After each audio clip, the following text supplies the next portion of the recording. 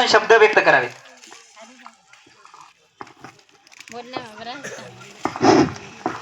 जगाला शांतीचा आणि क्रांतीचा संदेश देणारे महाकारुणिक तथागत भगवान गौतम बुद्ध, रयतेचे राजे, शेतकऱ्याचे कैवारी, ज्यांचं नाव जरी ऐकलं तर अंगावरती शहारे उमटतात, ते छत्रपती शिवाजी महाराज, राजमाता, राष्ट्रमाता, पुण्यश्लोक अहिल्यादेवी होळकर, समस्त बहुजनांचा हुंकार, क्रांतीसूर्य महात्मा ज्योतिबा फुले, त्याच क्रांतीची धगधगती मशाल क्रांतीज्योती सावित्रीबाई फुले, आरक्षणाचे आद्यजनक राजश्री शाहू महाराज, आणि ज्या महामानवामुळे मी आज या व्यासपीठावर थाट मानेने बोलत आहे, तुम्हा आम्हास अंधाराकडून उजेडाकडून नेलेले विश्वरत्न परमपूज्य बोधिसत्व डॉक्टर बाबासाहेब आंबेडकर,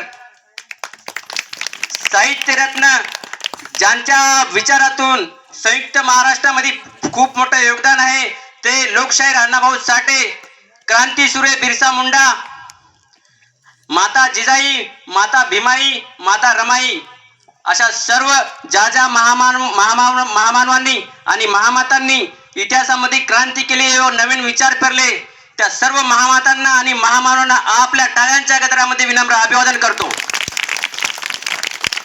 मित्रांनो, 6 डिसेंबर म्हणजे तारीख ऐकलं कीच आपल्या हृदयामध्ये एक रेग वळल्या जाते, ओढते ना. मित्रांनो, मी सांगू इच्छितो तुम्हाला, त्या महामानवाने रात्रंदिवस एक करून आपल्यासाठी काय केले. स्वतःचे 4 लेकरं त्यांनी अक्षरशः मारले. ते कुणासाठी?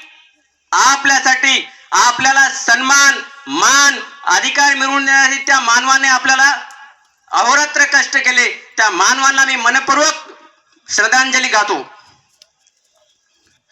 आणि मी आपल्याला सांगू इच्छितो, जरी काही जर मी तुम्हाला इथे सांगतो बघा, आपला समाज हे आज भी कुठेतरी विस्कळीत चालला आहे. जसं की बाबासाहेबांनी सांगितलेलं आहे, किंवा बाबासाहेबाला विलक्षण मध्ये हरवलेले कोण आहेत? आपला समाज आहे. का?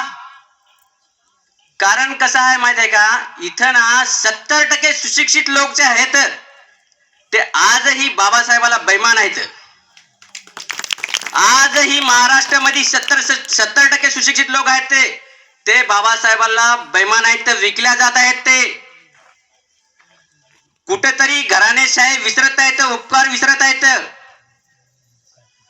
ज्या महामानवाने आपल्याला एका नालीतल्या किड्यासारखं आपलं जीवन होतं, त्यांनी आपल्याला इथपर्यंत आणलं, आपल्याला अधिकार दिले, ते आपण विसरलो. या समोरही मला वाटते कदापि आपण न विसरता जे कोणी आवाज उठवते त्यांच्या पाठीमागे खंबीरपणे राहणं. समजा तुम्हाला जरी आवाज जरी उठवत नसला, जो कोणी आवाज उठवतो तर त्याच्या पाठीमागे खंबीरपणे उभे राहा, एवढंच सांगतो. आणि मला व्यासपीठावर बोलण्याची संधी दिली सर्व गावकऱ्याचे आणि मान्यवरांचे सर्वांचे आभार मानतो. थांबतो. जय भीम, जय भारत, जय संविधान.